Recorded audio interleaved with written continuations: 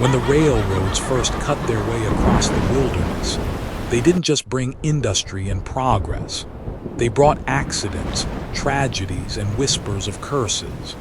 From the snow-choked Rockies to the desolate Midwest plains, train derailments have left their scars on the land and on the people who lived through them.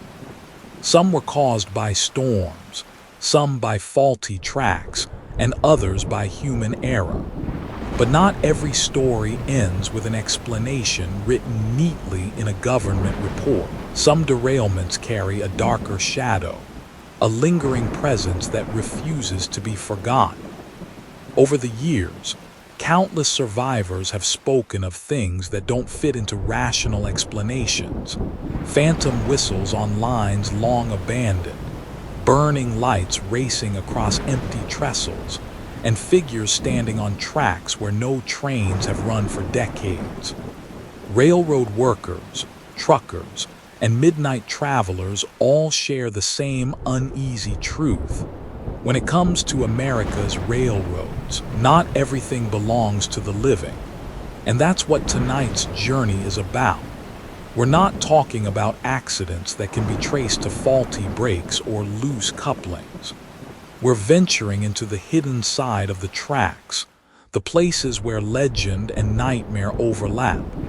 6 stories of twisted steel and broken earth, where the dead refuse to stay buried, and where the echoes of catastrophe replay themselves again and again, like a record stuck on the same horrifying note. Before we descend into the first tale, let me make a small request. If you enjoy walking this shadowed path with me, if you feel the shiver in your spine and the curiosity that pulls you forward, don't keep it to yourself. Hit that like button, subscribe if you haven't already, and share this with someone who dares to listen in the dark. It's a simple action, but it keeps these haunted tracks alive, and it helps me bring you deeper into stories that most people would rather forget. Now, let's set the stage. Imagine a wooden trestle bridge deep in the Appalachian Mountains, the kind of bridge that creaks in the wind and disappears into the fog as though it leads into another world. Nearly a century ago, a freight train thundered across it on a moonless night. Witnesses said the rails buckled as if yanked from below. The train never made it across. Cars toppled into the ravine, fire consumed the wreckage, and not a single passenger lived to tell the tale. The bridge itself was dismantled in the years that followed, but the place never quieted down. Locals still whisper about what happens if you wander too close after midnight. This is the bridge at Devil's Hollow, the first stop on our nightmarish journey. And as you'll soon discover, some derailments never end. They just keep playing themselves over, waiting for the next witness to stumble into their path. The Appalachian Mountains are full of legends, some born from coal miners' songs, others whispered by loggers who swore they saw more than just trees in the mist. But one story has endured for nearly a century, passed down in hushed tones at campfires and in roadside diners along forgotten highways. The story of Devil's Hollow Bridge.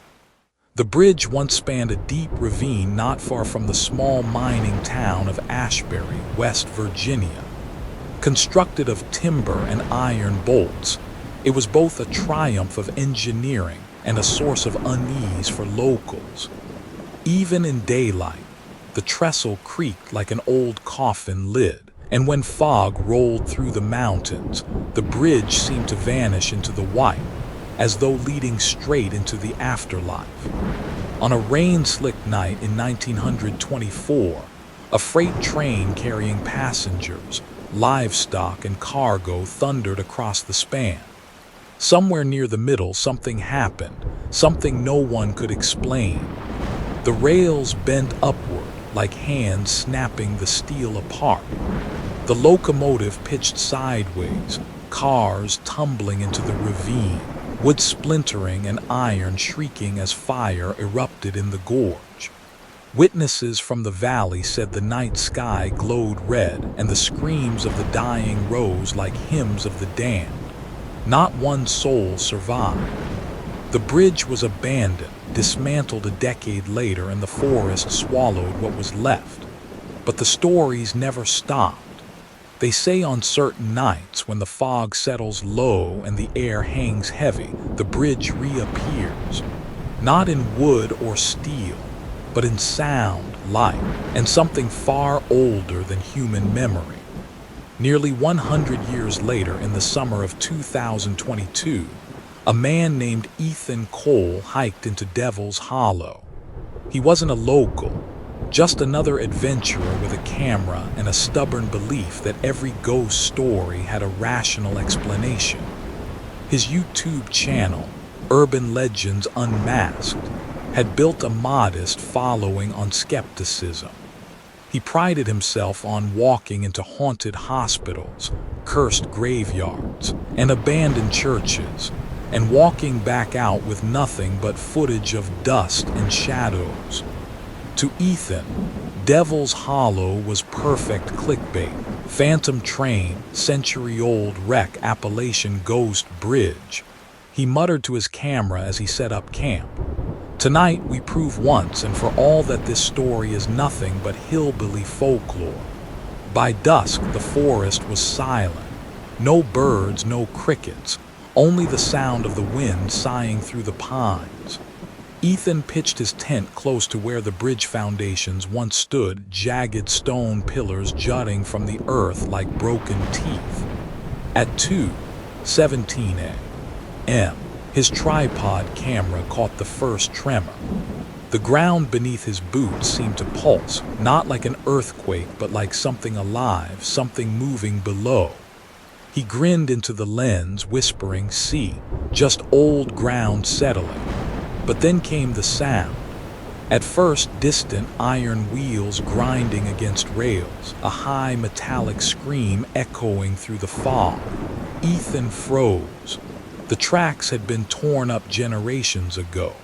Yet the sound grew louder, closer, filling the gorge with a rhythm that shook his chest. And then light. A headlamp, blinding white, cut through the mist where no bridge should be. The beam swayed as if mounted on a train barreling straight toward him. Ethan raised his camera, filming, whispering, "Oh my God, this is perfect." But his voice cracked. His rational mind clawed for explanations. Hikers with floodlights, a prank, maybe locals trying to scare him. Then he saw it. Out of the fog surged a locomotive. Not whole, but half-rotten, its boiler blackened, flames licking from broken seams. Charred wooden passenger cars followed, windows glowing orange as fire consumed them. And inside, faces. Dozens of pale, screaming faces pressed against the glass, mouths open in silent agony. The bridge, too, had returned, spectral wood and steel rising from the ravine, the train thundering across it. Ethan's ears filled with the roar of wheels, the groan of collapsing timbers, the shrieks of passengers being carried to their doom. He stumbled backward, whispering, "This can't be real, this can't be real." The train derailed again, just as it had in 1924.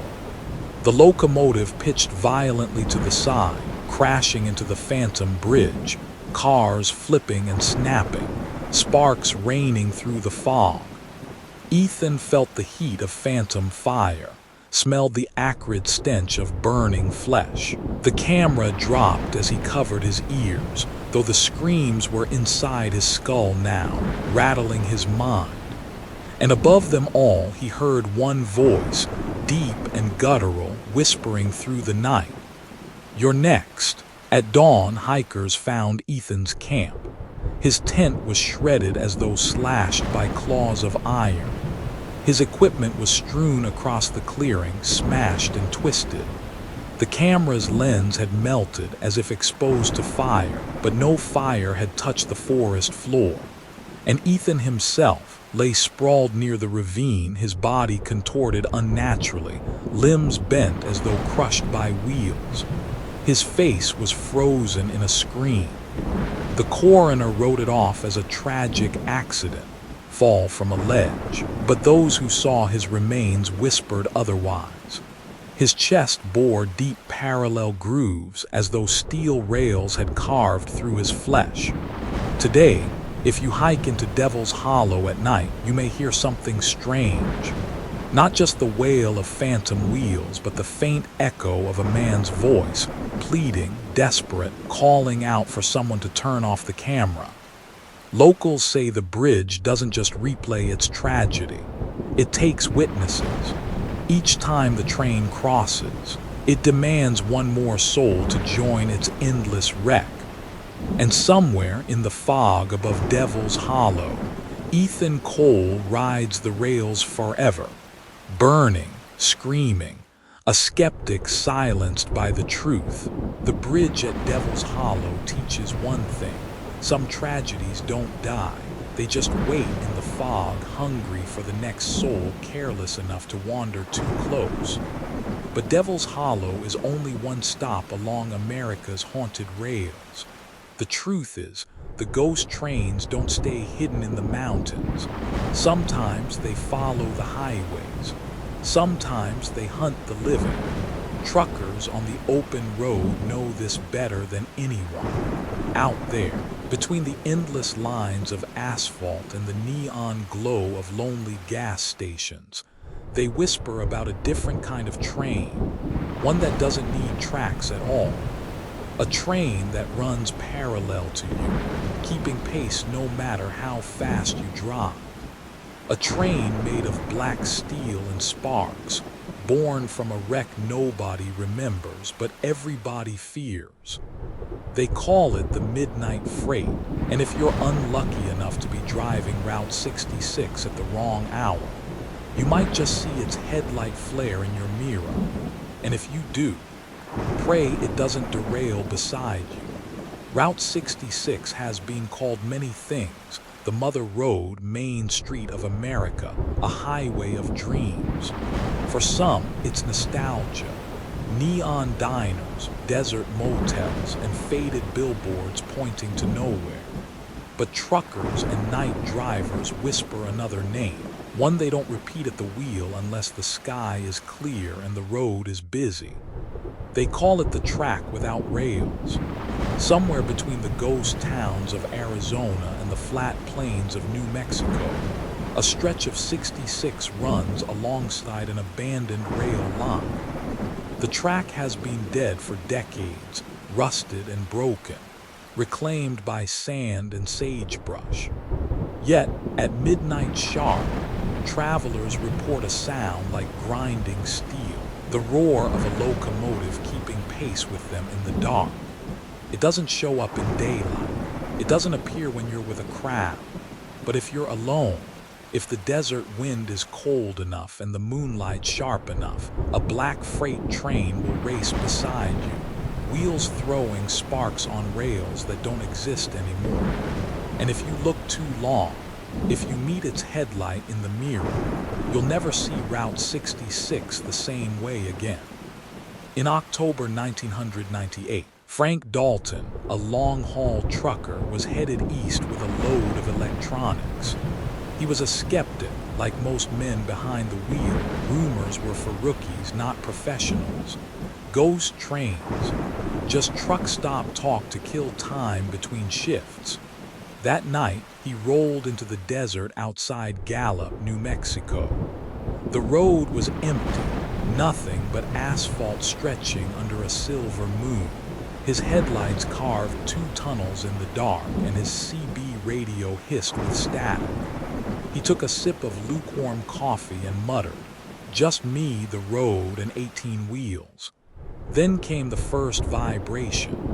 At first, he thought it was a crosswind pushing against his trailer. But the tremor didn't come from above, it came from the ground itself. The steering wheel buzzed in his hands. The coffee in his cup rippled. A sound followed, faint at first, then growing, the grinding shriek of metal on metal. His eyes darted to the passenger window. Beside the highway, half buried in weeds, ran the old rail line, and something was moving along it. Frank leaned forward.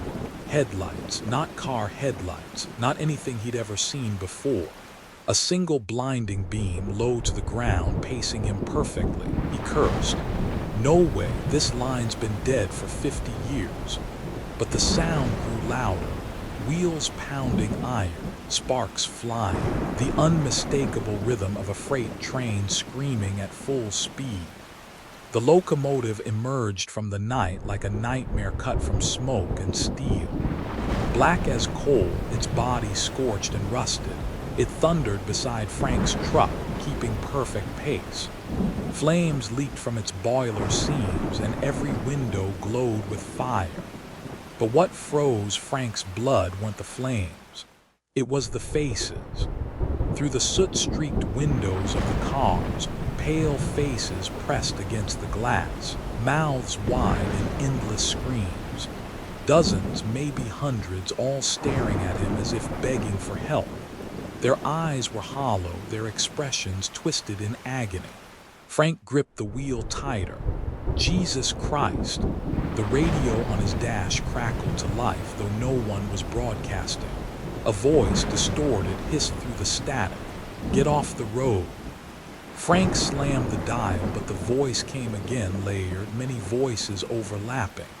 "Get off the road, get off the road, get off the road." Then came the whistle. It wasn't the cheerful blast of a modern train. It was a scream, high and mournful, like a human wail stretched across miles of steel. The sound ripped through the desert, shaking Frank's bones. And then, without warning, the train derailed. The locomotive lurched violently, pitching sideways. Cars snapped from their couplings, tumbling into the desert with earth-shaking crashes. Sparks exploded across the night sky as iron wheels shredded the sand. Frank swerved hard, nearly losing control of his rig. The freight cars rolled beside him, slamming into the ground, one after another, yet somehow keeping pace. He looked to his right and saw one car explode open, spewing black smoke and a wave of writhing shadows that reached for his truck. His headlights flickered. The asphalt beneath him wasn't asphalt anymore. For a few horrifying seconds, his 18-wheeler roared across rails, not road. He felt the pull of steel, the vibration of wheels. His mirror showed not desert, but the interior of a burning freight car. Screaming passengers clawed at the glass, bloodied hands pounding to be let out. Frank screamed, flooring the gas pedal, desperate to outrun whatever was happening. But the train wasn't falling behind. It was pulling closer. Another voice roared through the CB, deeper this time. "Let me out." The words seemed to come from inside his cab, vibrating through the walls. His rearview mirror showed movement in the trailer. Something inside was pounding against the doors from within, shaking the whole rig. "Hell no!" Frank yelled, slamming the wheel. His truck veered off the shoulder, sand spraying as he fought to stay upright. He barreled down an access road, away from the phantom rails, away from the burning freight. The train shrieked beside him, a wall of fire and steel, then suddenly it vanished. No sound, no sparks, just desert and moonlight. Frank's truck skidded to a stop, brakes screaming. He sat shaking in the cab, chest heaving, sweat dripping down his face. His radio was dead. His headlights flickered back to life. The road was empty. Frank made it to Albuquerque by dawn, pale and trembling. He told no one what he'd seen, chalking it up to exhaustion, hallucination, maybe bad coffee and too many miles. But when he opened his trailer at the warehouse, he nearly collapsed. The pallets of electronics were intact, but carved deep into the steel wall of the trailer, in jagged letters that hadn't been there before, were 3 words: "Let me out." The warehouse foreman swore the marks were fresh, gouged into the metal as if by burning claws. Frank quit trucking the next week. He never set foot on Route 66 again. Others weren't so lucky. Since that night, reports have continued. Dashcams show headlights racing beside drivers where no headlights should be. Radios burst alive with static and whispered commands. And sometimes, the unlucky ones don't make it to their destinations at all. Their trucks are found jackknifed on empty stretches of road, trailers split open, the word out burned into the wreckage. Locals say the midnight freight still runs, forever trapped in a cycle of derailment, forever dragging the living into its nightmare. And if you're driving alone on Route 66 at midnight and you hear the sound of grinding steel, don't look, don't slow down, don't you dare meet its headlight, because once it finds you, it won't stop until it crashes again. The midnight freight teaches us one thing.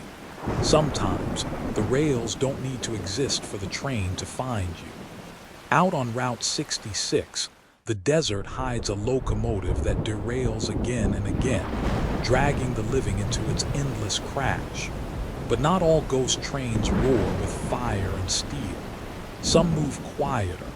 Some lure you in with nothing more than a flicker of light in the dark. In the northern wilderness of Montana, deep in the canyons carved by time and shadow, hikers speak of a lantern glowing red. It sways back and forth as if carried by a conductor still on duty, guiding passengers who died long ago. Follow it, they say, and the ground beneath your feet will tremble. The air will fill with phantom tracks, and you may find yourself boarding a train you can never leave. This is the story of the Red Lantern of Montana, a tale of miners, a forgotten wreck, and a light that refuses to burn out. Montana's mountains have always been dangerous. Snow slides, avalanches, and the black mouths of mines that swallowed whole families into darkness. But in 1909, Black Ridge Canyon became the site of one of the most mysterious train derailments in the state's history. The canyon had been carved for a mining line, short, steep, and treacherous. It hauled ore, miners, and supply freight across a narrow stretch of track bolted into cliff sides. That winter, the train left Helena carrying miners headed back to the camps after holiday leave. No storm was reported. The weather was clear. Yet halfway through the canyon, something went wrong. Witnesses in the valley saw a burst of fire high on the ridge. They described sparks cascading down the rock like a waterfall of stars. When rescuers climbed the slope, they found the train splintered and burned. Every passenger was dead, some thrown clear, others charred inside the cars. The official report never gave a cause. No landslide, no break in the track, no evidence of sabotage. Some whispered it was greed, that the mining company had overloaded the train until its brakes failed. Others swore they saw a red lantern swaying on the cliffside that night, just before the train went over. The line was abandoned soon after, but the legend didn't die. A century later, Black Ridge Canyon became a hiking trail. Locals warned visitors not to linger after dark, but warnings only fed curiosity. One summer, a group of college friends, Lena, Marcus, David, and Claire, camped near the canyon. They had heard the story from a gas station attendant who leaned across the counter and said, "If you see the red lantern, don't follow. Don't even look at it. Folks who do don't come back right." Of course, they laughed. "It's just a ghost story," Marcus said, "like Bigfoot with a flashlight." That night, the canyon lay quiet under a pale moon. The friends huddled by the fire, telling jokes and daring each other to venture into the ravine. Around midnight, Lena froze mid-sentence. "Do you see that?" she whispered. Down in the canyon, a faint red glow flickered between the trees. It bobbed rhythmically side to side like a lantern carried by someone walking. David grinned. Perfect. Local legend right on cue, let's check it out. Claire hesitated. The guy said not to, but Marcus was already strapping on his headlamp. Exactly why we should. This is what we came for, proof. Together, they followed the glow into the canyon. The deeper they went, the colder the air grew. Their footsteps echoed strangely as if the canyon itself were listening. The red lantern swayed ahead, always just far enough to keep them moving forward. "Hello," Lena called, her voice trembling. "Is someone down there?" No answer, only the creak of something metallic. Then the ground vibrated. Not a small tremor, but a deep, steady rhythm like iron wheels on rails. The friends stumbled into a clearing. There at the center stood a man. He wore a soot-blackened conductor's cap, his face blistered and charred, but his mouth twisted into a grotesque grin. In his hand, he held the red lantern. "Tickets," the man rasped, his voice echoing unnaturally, "but please." The ground beneath them groaned. From the dirt and stone, rails materialized, glowing faintly in the moonlight. Wooden ties spread outward like veins, and suddenly, the canyon filled with a deafening roar. A train barreled through the clearing, flames licking its windows, wheels sparking on spectral tracks. The conductor lifted his lantern and waved it toward the doors. The friends staggered back. "This isn't real," Marcus said, shaking his head. "It's a trick, a projection." But the heat was real. The smoke burned their throats. Through the glowing windows, they saw dozens of faces, miners with hollow eyes pressing against the glass, mouths moving in silent screams. The conductor's grin widened. Bored or be left behind. Lena clutched Claire's hand. Don't go near it." But David, trembling with adrenaline and disbelief, stepped forward. "It's a ghost train, if I can touch it." The lantern swung. The doors hissed open. A wave of burning air rushed out, carrying the stench of charred flesh. Before anyone could stop him, David was pulled inside. His scream echoed as the doors slammed shut. The conductor turned to the others, eyes blazing with fire. Room for more. Days later, hikers found Lena and Claire wandering a mountain road 20 miles from the canyon. Their clothes were torn, their skin frostbitten despite the summer heat. Their eyes were wide, unfocused. Rescuers wrapped them in blankets, asking what had happened where their friends were. The women shook, teeth chattering. Claire muttered incoherently about flames, about voices that wouldn't stop. Lena kept repeating the same phrase over and over, her voice raw. "We shouldn't have boarded." They never stopped screaming. "We shouldn't have boarded." Marcus and David were never found. To this day, hikers in Black Ridge Canyon report the same red lantern swaying through the trees. Some say they hear the echo of a train whistle where no train has run in 100 years. And if you listen closely, they say, you'll hear new voices inside the cars, screams that don't belong to miners of 1909, but to the curious who thought the legend was just a story. The red lantern of Montana still swings in the dark. It's not a warning, it's an invitation. And once you follow it, the train will always have room for one more. The red lantern of Montana shows us that not every ghost train roars down the tracks. Some lure you with a faint glow, guiding you straight into their inferno. Those miners never reached their camps, and the hikers who followed the lantern. They learned too late that once you step onto phantom rails, the train never lets you off.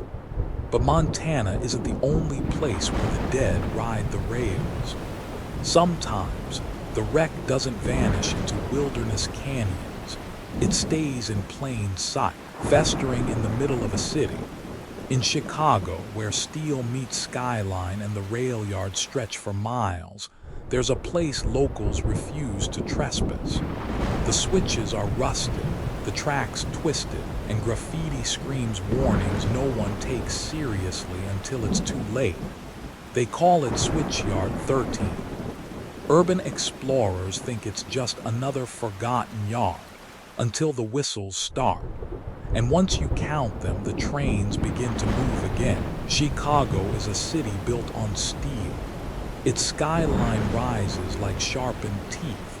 Its veins are iron rails that once fed the factories, slaughterhouses, and refineries. But in the south side, tucked between crumbling warehouses and rusted fences, there's a stretch of track the city pretends doesn't exist. Switchyard 13. It earned its name after a catastrophe in the 1970s.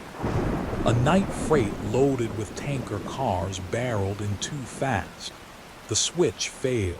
The train jackknifed and explosions tore across the neighborhood. Flames licked rooftops.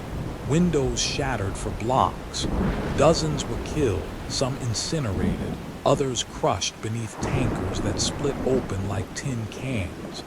The rail yard was abandoned in the aftermath, gates welded shut, records quietly buried.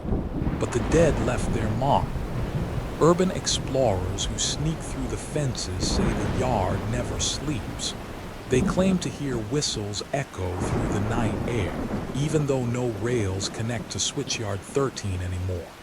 Some swear the shadows between the tankers move when you aren't looking. And spray painted across the walls in bright red letters repeated like a chant are the words, "Don't count the whistles." In the summer of 2019, 4 friends, Trevor, Kayla, Darnell, and Miguel, decided Switchyard 13 would be perfect for their YouTube channel Rust Belt Runners. Their content was a mix of urbex and ghost hunting, more laughs than scares, their subscribers tuning in for the adrenaline. "We'll get killer views," Trevor said as they parked their van near the chain-link fence. Abandoned train yard, graffiti, the works. Throw in a fake jump scare and boom, viral. Kayla frowned at the graffiti scrawled across the concrete wall. "Don't count the whistles." "Kinda creepy," she muttered. "Exactly," Trevor grinned. "Creepy equals clicks." They climbed the fence, cameras rolling. The yard sprawled before them, rusted rails tangled in weeds, tankers resting on their sides like dead whales, switch towers leaning against the skyline. Everything smelled of old oil and rain-soaked iron. "Man, this is straight out of Silent Hill," Miguel said, panning his camera.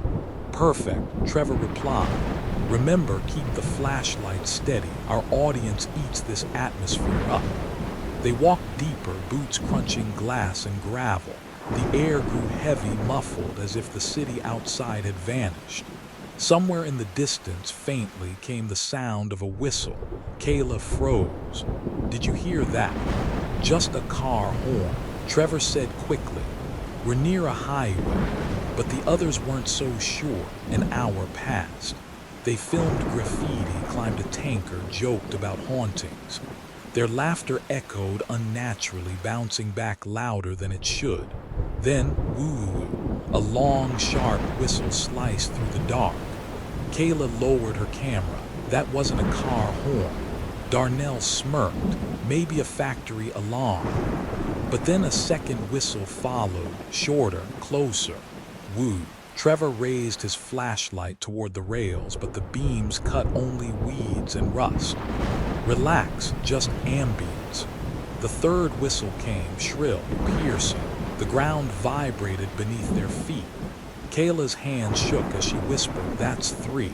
On a wall nearby, in dripping red paint, the words loomed, "Don't count the whistles."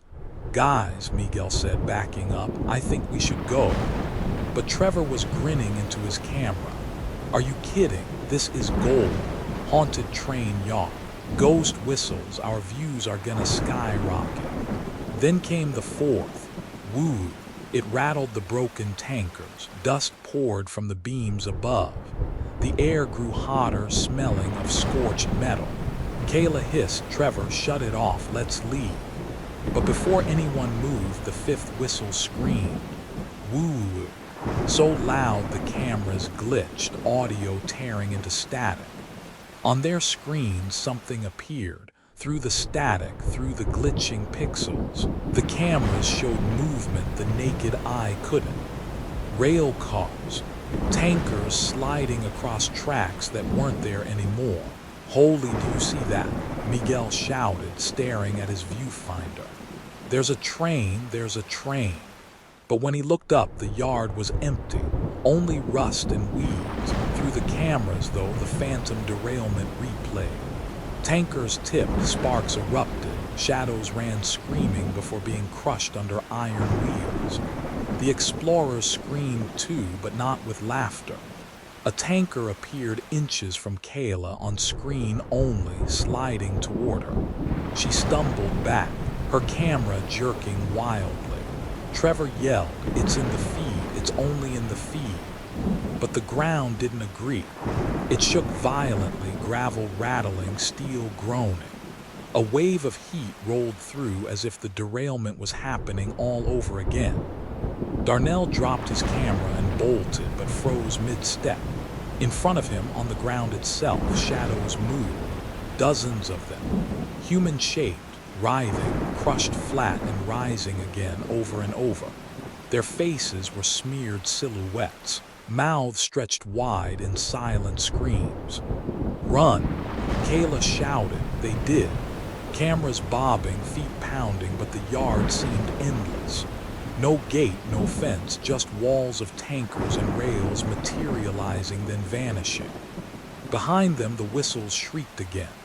Not 5 this time, hundreds, layered, overlapping, deafening. Days later, police responded to calls about abandoned equipment near Switchyard 13. They found phones, cameras, tripods scattered as though dropped mid-sprint. The explorers themselves were gone. Each device had auto-uploaded files to the cloud.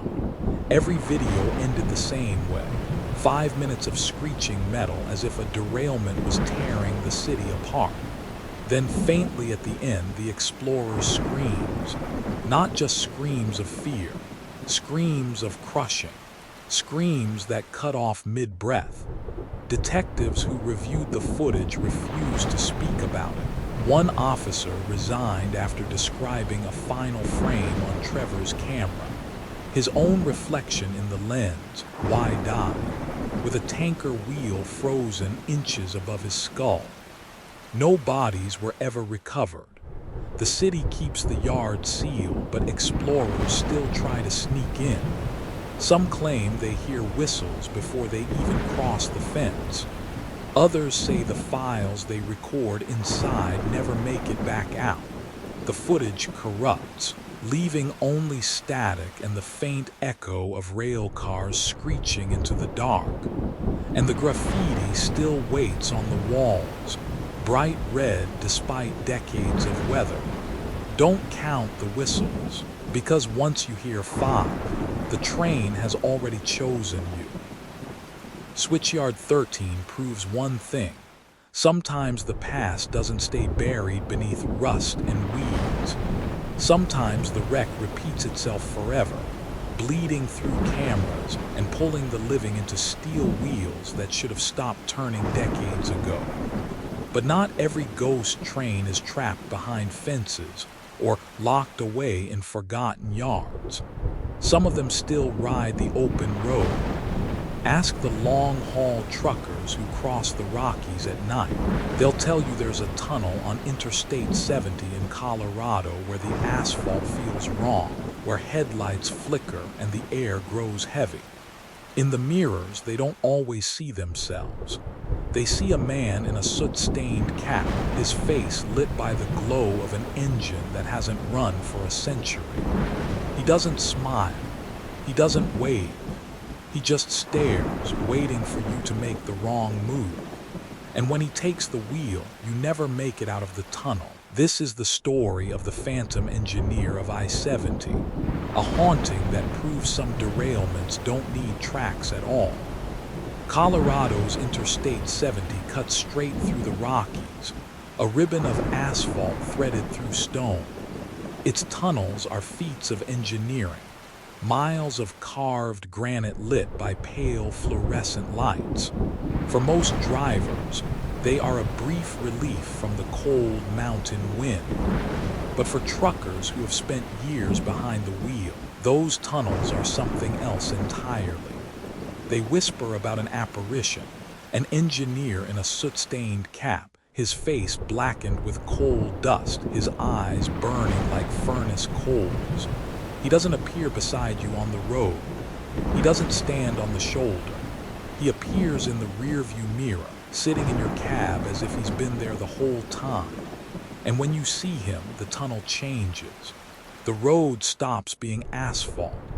The white fluorescent lights flicker into lanterns swinging in the dark. And the vibration beneath your wheels is not rubber on pavement. It's steel on steel. The old miners' rail line ran through these mountains before the interstate was carved. Long before semis thundered through Eisenhower Tunnel, locomotives carried coal and ore into the earth. Many never came out. Accidents were common. Derailments were whispered about but never officially recorded. And one engineer in particular was said to have lost his mind before the crash that buried him and his entire crew beneath the mountain. Truckers say he never stopped driving. In the winter of 2004, Jack Rourke was hauling frozen meat eastbound through the Rockies. He'd been driving since Utah, tired but wired on gas station coffee and nicotine gum. Snow lashed the mountains outside, and chains clattered on his tires as he climbed the grade. By midnight, he reached the Eisenhower Tunnel. It stretched out before him like a throat carved into the mountain, fluorescent lights buzzing above, walls sweating with condensation. He rolled in, headlights bouncing off damp concrete. At first, it was routine. The radio fizzed static. His rig hummed steady, but halfway through something changed. The steering wheel began to tremble, not the light vibration of asphalt, but a heavy, rhythmic thrum that shook his arms. Jack frowned. What the hell? Then his headlights flickered. Once, twice. For a split second, the tunnel wasn't concrete anymore. The walls rippled into rough-cut stone. Overhead, not fluorescent bulbs, but lanterns swinging from iron hooks, dripping wax onto blackened rock. The road beneath his wheels gleamed, not asphalt, but twin lines of steel. Jack's stomach lurched. He blinked, shaking his head. I'm just tired, I'm seeing things. But then he glanced at his rearview mirror, and he wasn't alone. In the sleeper behind him sat a man in overalls, cap low over his eyes, face smeared with soot. He didn't move. He just smiled, wide, toothy, too wide. Jack swore and slammed the brakes, the rig screeching against the tunnel floor. The figure didn't vanish. He just leaned closer, smile stretching. That's when the vibration deepened. The sound rose, the shriek of steel wheels grinding on rails. Jack's rig lurched. The tunnel shook. Sparks flew against the walls, though his wheels weren't touching anything but road. The smell of smoke filled the cab, acrid and burning. Ahead, Jack saw something impossible. A freight car, massive and rusted, lay derailed across the tunnel, blocking both lanes. Its metal groaned, sparks cascading from its wheels. Faces pressed against its shattered windows, eyes hollow, mouths open in endless screams. Jesus Christ! Jack swerved, yanking the wheel, tires screaming against invisible rails. His headlights strobed again, one moment showing empty tunnel, the next showing catastrophe. The figure in the mirror began to laugh. Not loud, but deep, guttural, rolling through the cab like coal tumbling down a chute. The derailed car loomed closer. Jack jerked the wheel again, desperate to avoid it. His rig clipped the tunnel wall, sparks exploding. The trailer swung wide, nearly jackknifing. In that frozen second, Jack's headlights revealed the engineer fully. His eyes were pits of fire. His hands clutched an invisible throttle. His mouth formed words Jack could barely hear over the screaming metal. "We never stopped. We'll never stop." Then the rig slammed the wall. Metal crumpled, glass shattered. Jack's chest hit the wheel, air exploding from his lungs. The world spun into fire and blackness. Rescue teams reached Jack minutes later. His truck was wrecked inside the tunnel wall, trailer split open. Cargo scattered across the asphalt. No other vehicles were involved. No freight car blocked the lanes, but Jack wasn't dead. Not yet. Medics cut him free, pulling him onto a stretcher. His eyes were glazed, pupils blown wide. He clutched the medic's arm, gasping, forcing out words. He derailed it. Jack wheezed, blood bubbling at his lips. He derailed it on purpose. He's still driving. Then his head fell back. His chest stopped rising. The official report called it driver fatigue. Another trucker who fell asleep at the wheel. But the medics who heard his last words never forgot them. And since that night, more drivers have come forward.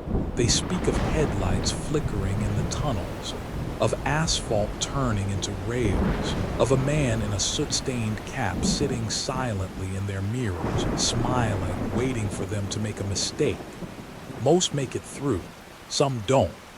The wrecks are written off as accidents, but the whispers among truckers say otherwise. The engineer who died in those mountains never stopped his run. He derailed his own train, dragging his crew to fiery death.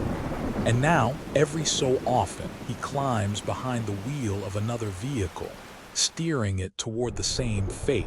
So if you ever find yourself driving east through Colorado, late at night, snow on the mountain and nothing but the tunnel ahead, don't look in your rearview mirror, because if you see him smiling there, your road has already turned to rails.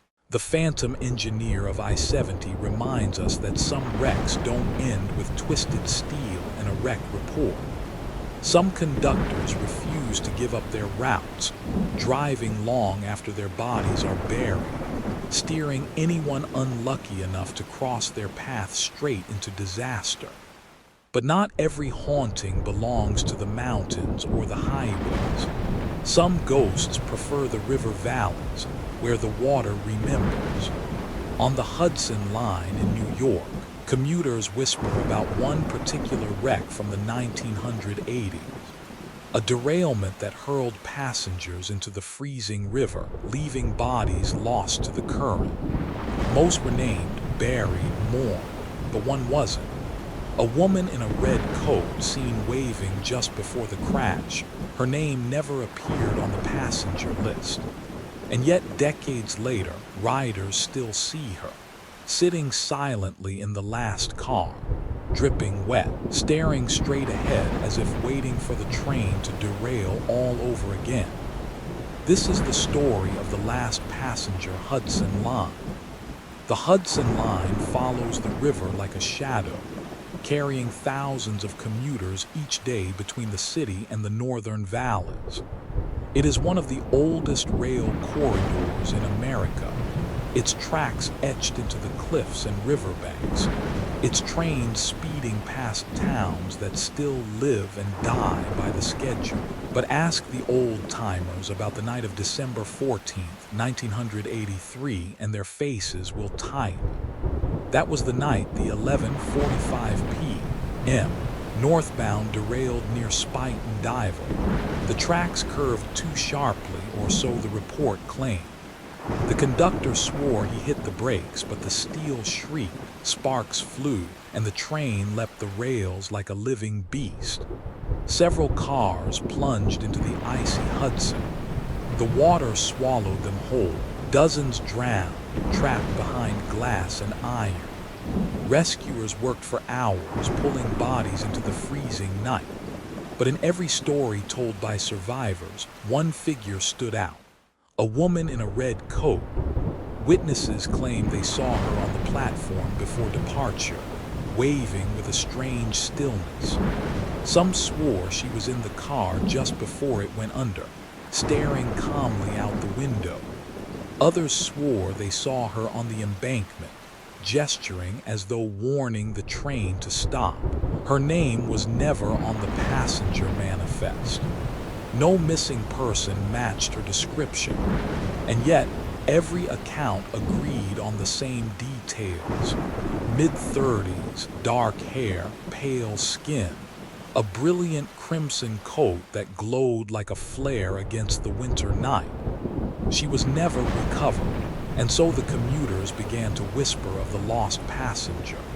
For years after the wreck, sightings trickled in. Conductors claimed to glimpse a red sleeve vanishing between cars. A cleaning crew once found wet footprints leading down an empty aisle. On stormy nights, engineers swore they saw a figure standing at the bend where the train derailed, waving just as she had in '83. Most dismissed it as trauma, echoes of tragedy replayed in guilty minds, but the whispers never stopped. By the time Daniel Foster boarded the Hudson Line in 2017, the legend had settled into the kind of urban folklore commuters share with a shiver and a laugh. He was 41, a finance consultant, tired from a late meeting in Manhattan. The platform at Grand Central was nearly empty, the last northbound train waiting with a hollow patience.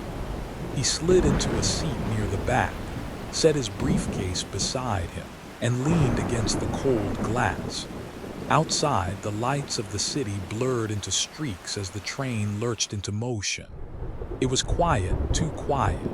Only a handful of passengers dotted the car, most slumped in exhaustion. Daniel closed his eyes. When he opened them again, she was there. 3 rows ahead by the window sat a woman in a red coat. Her hair clung wetly to her cheeks.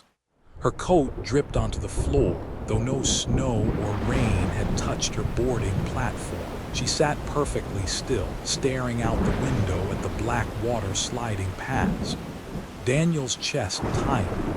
He had heard the stories, of course, co-workers joking about the ghost of the Hudson. But the sight of her was undeniable, too sharp, too vivid to be imagination.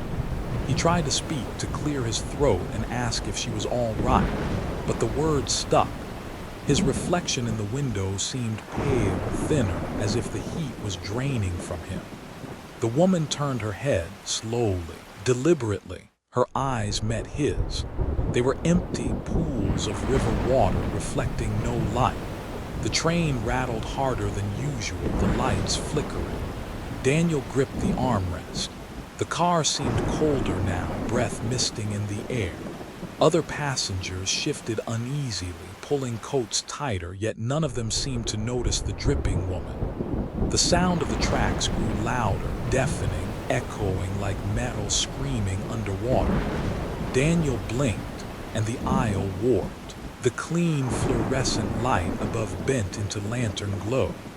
The seats stretched long and narrow, their upholstery waterlogged. Across the aisle, a man's face appeared pressed against the window from the outside. Mouth open in a silent scream, bubbles floating up past him. Daniel gasped. He wasn't on a commuter train anymore. He was in the wreck. The woman in the red coat stood, her movements jerky, as if strings pulled her limbs. She pointed one pale hand toward the front of the car. Daniel's body lurched forward, unbidden. His legs carried him down the aisle, past passengers who no longer looked alive but drowned. Skin blue, eyes bulging, clothes dripping as though still submerged. Their heads turned in unison as he passed, mouths opening in a wet, gurgling chorus. Bored, bored, bored. The red-coated woman led him into the next car. Here the floor tilted. Water surged up through the seams, icy, swirling around his boots. The lights sparked, and with every flicker, the illusion shifted. One moment a clean train car, the next a half-submerged tomb. Ahead he saw the bend in the tracks through the window. He knew it, the place where the derailment had happened in '83. The woman sat again, folding her hands in her lap. She stared at him, water dripping steadily from her coat, her lips parted for the first time. It's time. The train screamed. Wheels shrieked against rails. The car tilted violently. Daniel was thrown against the seat. Through the glass, he saw the river rising to meet them. The next morning, news broke that the last northbound Hudson Line had derailed near Spite and Dival, the exact spot of the 1983 wreck. Rescue teams rushed in, pulling passengers from the cars. Miraculously, no one had died. Cuts, bruises, broken bones, but all accounted for, all except one. The manifest listed 23 passengers. Rescuers pulled 23 survivors, but in the chaos, several swore they saw 24. A woman in a red coat, dripping wet, stepping off the last car before anyone else. When they searched the riverbank, they found no body, but on the muddy shore lay a coat, red, waterlogged, decades out of style, still damp, still dripping. Daniel Foster was not among the survivors. His seat was empty, his briefcase gone. His name never appeared on the official casualty list, as though he had never boarded at all. And yet, commuters whisper that if you take the last night train along the Hudson, you might see him. A tired man in a business suit, sitting quietly in the last car. Sometimes he glances at the window, sometimes at the empty seat beside him. And sometimes, if the river is dark enough and the night is still enough, he turns to look at you. His lips tremble, repeating the only words he remembered from the red-coated woman before the crash. It's time.